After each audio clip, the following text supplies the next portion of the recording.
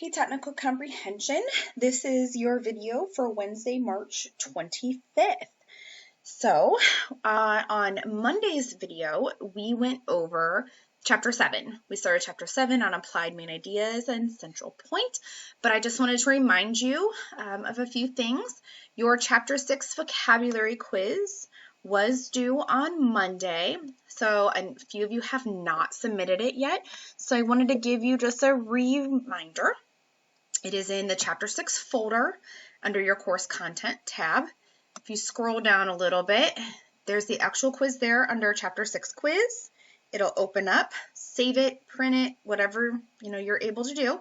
And then there's the drop box. You click in, you browse your computer, you find where it is, and you submit it.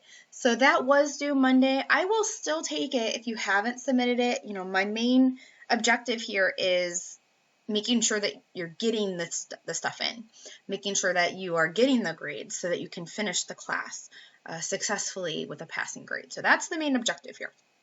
Okay, so as a recap, we are going to be continuing in Chapter 7 today.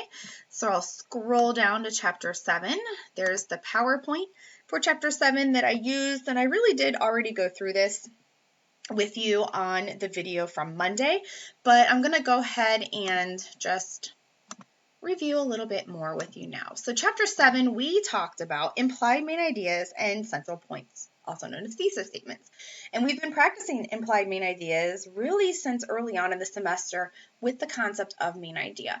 But just as a reminder, an implied main idea is a main idea, but it's not stated. It's not anywhere in the paragraph. You have to put it into your own words using the details and implications the authors make. So you still have to go through those same steps.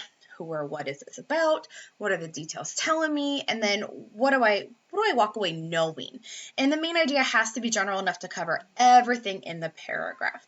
And I also did the implied main idea Mastery Skills Assessment. I uploaded that video to do a little bit extra practice.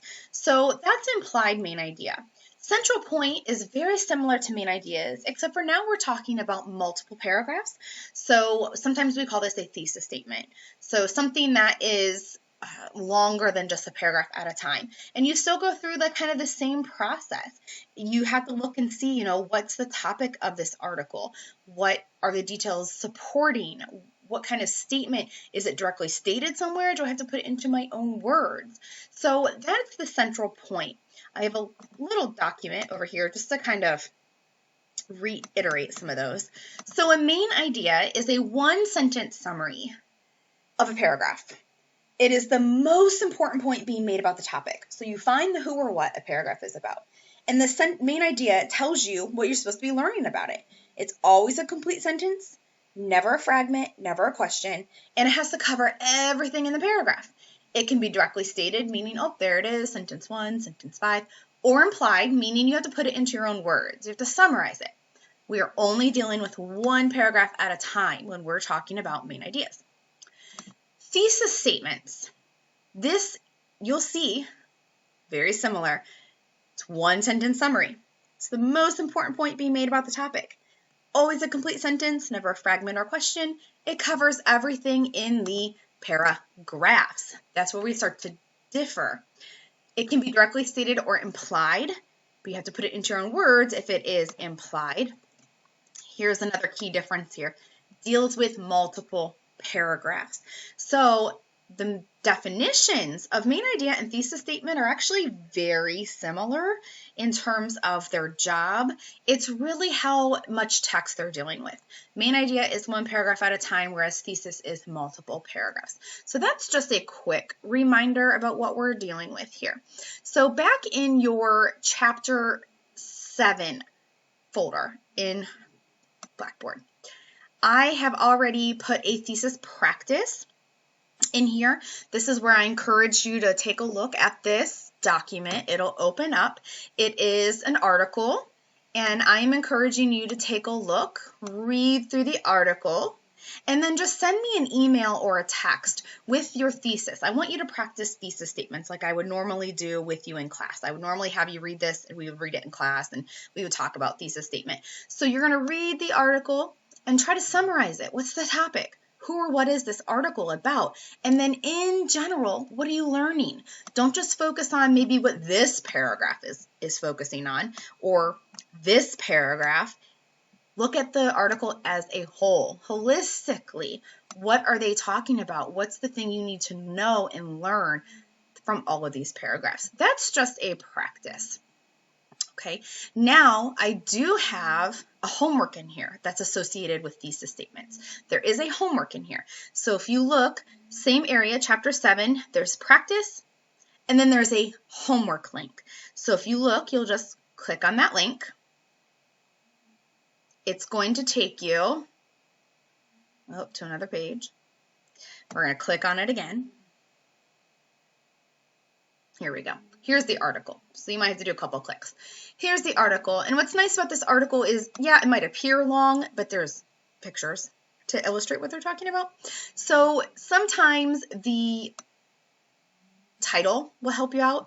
Viewing, it's like looking at, I don't know why this little thing is right in the way, but we're talking about growing the couch potato, the first television controllers, and you'll look and see like this is just like a little intro, and then here's where the article actually starts. It talks about the lazy bones. You scroll down, they have lots of graphics in there, the Flashmatic, the Space Command, and then infrared sensors. So really, without the pictures, it's not terribly long. Your job is to read this article, find the topic. So when I read articles that are more than a couple paragraphs, I stop every couple paragraphs or so, and I kind of take notes, or I just check in with myself. Okay, well, what is this about so far? What topic is holding all of these paragraphs together? And then I start to see, is there a theme? What are they focusing on? Or what are they trying to teach me about this particular topic? So you're going to read that article, and then as I have stated here, you're going to click on the link, read the article, and send me your thesis statement. So again, you can just put it in a text, you can put it in an email, you can put it in a course message, and you can just subject line thesis homework. And that way I'm still, again, that's the purpose of the practice right above and the homework. It's to kind of replicate that interaction that we would have had together in class that we're missing now. So that's the purpose of this, is to give you feedback so I know that you're on the right track and that you're doing the right things. All right. So as a reminder, from Monday's class, we did start our Chapter 7 text sheet. So I'm going to open this back up. I did not have you submit it yet because we're going to finish it today. So on Monday's video, we did go through Part A. We read about the Egyptian pyramids, and I had you all read Parts B and C, My Best Role Ever, and From Sketch to Screen. Connected to that, we did go through all of Chapter 7 vocabulary. So Chapter 7 vocabulary, we did that. We filled out all of the words. We talked about the vocabulary. Just a reminder again, in Chapter 7, there's your guide right there, completed guide. If you need the Chapter 7 text sheet, again, it's right there. You'll eventually submit it in there. So we did those things already. Chapter 7 text sheet, the entire front side, and all the vocabulary. So today, we're going to focus on the back side of our guide.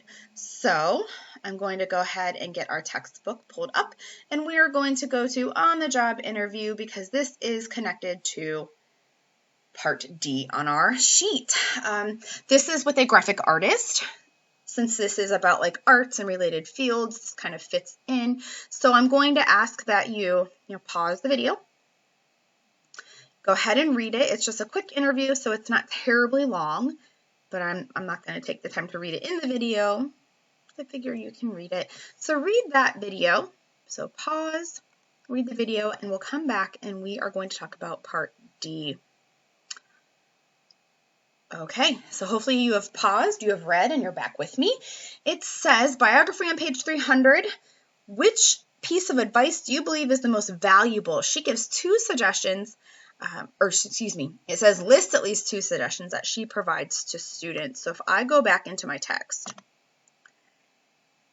and I look down at there we go, right here, If you had any advice for college freshmen interested in graphic art, what would it be? I want you to kind of reread that paragraph.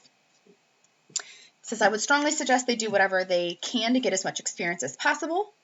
By that, I mean do volunteer work, internships, freelance work. Try to network with people in the business so you can make the transition from college to the real world. Graphic design is a good career with plenty of opportunity and variety, but getting your foot in the door isn't always easy. So that's why networking and experience are helpful. So, I mean, even though she kind of groups it together, I think there's at least kind of like 5 pieces of information in there that you could potentially use. So part D says, list at least 2 suggestions, and then which do you think is the most valuable and why? So that's what you're doing for part D. It is kind of your opinion, but it's based on what she provides. So as long as you support your response and make sure you answer the whole question, you're going to be fine there. So that's part D. Okay. Now we're going to look at part E. Part E. So we're going to go back to to our textbook. We're going to scroll down. I don't want to go quite that far. Sometimes I'm just going to search the page. Sorry, I thought I could find it easier that way. I'm just going to search the page. We're going to go over to page 306. It's not terribly far anyway. There we go. Page 306. Okay, we're going to do this one together. Do not put this on your text sheet. Do not do part 1. This is just like what we do in class. We're going to do one together, and then you are going to do either the second or third one on your own. So, chapter practice 1, page 306. We are doing this together. You are not putting this on the text sheet. Fashion designers are artists who create art to wear. They begin by studying art and design at a college, university, or private art and design school. Their training includes fashion, history, design, drawing, pattern making, and using computer-aided design programs. Besides having a foundation in art and design, designers must have a good sense of what is pleasing to the eye. They must understand how color, texture, and proportion play important roles in the overall look of a style. In addition to being creative, fashion designers must be able to communicate their ideas to others. Most fashion designers start out as sketching assistants or pattern makers for a professional designer or clothing label. After gaining experience and proving their talent, they can work their way up to higher positions as fashion designers. Teamwork skills are important since designers must work with many other people to achieve the final product. Okay, so again, we are doing these together. Number 1, what is the topic? Hopefully you can tell they are talking about fashion design, but specifically the people who do the designing. Fashion designers. That is our topic, fashion designers. What do most of the details describe? Well, to me, it's not necessarily how to become one. It's kind of more like what is needed. See, like what is needed. They have to know color, they have to know texture, they have to be able to work in teams. So it's not necessarily like, oh, you have to go and get your degree and do this and this. It's more like what kind of skills do you need? What is needed? So kind of like we did before, I'm going to skip number 3 for now, and I'm going to look at number 4 because number 4 will answer number 3. So number 4 wants to know which of the following sentences best states the main idea. We know our topic is fashion designers. So I'm going to rule out B because it says designers, but it doesn't talk about fashion in particular, and this is really too specific. Same thing with D. That talks about just having teamwork skills. Too specific. So I'm down to A and C, but if I look at C, again, really specific. A is our main idea because it's just artists who create art to wear. It's just kind of defining for us what a fashion designer is. Now that I know my answer for 4, I look back at my paragraph, and it happens to be the first sentence of the paragraph, which tells me my answer for number 3 is A. It is directly stated. Okay, so you now are going to either choose to read page 307 on the Statue of Liberty or page 308 on this ballerina. You are going to read one of those, whichever one you prefer. Make sure that you tell me which one you're reading. If you know how to circle or just highlight, like if you just want to like highlight, you're doing number 2 or number 3, and then write your answers on the page. There are only 4 questions in each. When you are done, you are going to save it. Again, we already did all of the front page together on the last video. You're going to save it, go back into your chapter 7, and you'll see there is the Dropbox. It's right where you got it from. You'll click inside. This is due Friday, March 27th, so the end of this week. By the end of this week, please go ahead and submit your Chapter 7 text sheet. This is going to help me take week 10 attendance, so I know who's been logging in and who's been keeping up with me and staying up. This is the equivalent of attending class, so that I know that you've been attending class and you've been checking your emails, you've been watching your videos. So you'll browse your computer, you'll find where you saved your Chapter 7 text sheet, you'll open it, and then hit submit. So again, Chapter 7 text sheet is due Friday, March 27th. Okay, something else in Chapter 7 we need to talk about now is your Chapter 7 vocabulary quiz. So Chapter 7 vocabulary quiz, it is already in here. Here it is. Again, I'm just going to make things easy for us. Blackboard is a little complicated to convert a Word document into an online quiz, so I'm not going to bother with it right now. We've got too many other things going on. So Chapter 7 vocabulary quiz. Again, we already talked about these words on Monday's video, but here's the completed study guide if you need it. Here's the quiz down here. Here's the actual link. Click on it. It'll open up down there. This is going to be due Monday, March 30th. Monday, March 30th is when your Chapter 7 vocabulary quiz is due. So, as usual, you'll go through on Part A. One of these is fine the way it is. Write the word correct. The rest you need to fix somehow. Keep the underlined word the same. Please do not take out that underlined word. Just rewrite the sentence somehow.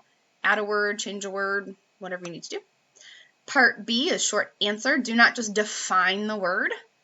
Answer the question. So make sure you answer the question. And then Part C is fill in the blank. You just maybe get rid of the blank and fill in the answer. I know some of you have been preferring to print out, write, and take pictures. Some of you are typing and submitting that way. Again, whatever is easiest for you. So to recap, dealing with concepts of Chapter 7. Your Chapter 7 text sheet is due first. Chapter 7 text sheet is due Friday, March 27th. It'll also help me take week 10 attendance. Your Chapter 7 vocabulary quiz is due Monday, March 30th. And your thesis homework is due Monday, March 30th. Okay, so you have 3 things coming up with Chapter 7. Your text sheet, your quiz, and your thesis practice.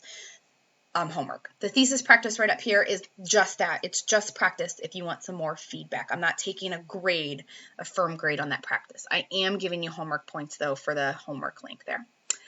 Okay, one other thing I just want to remind you of in course content, Mastery Skills Assessment.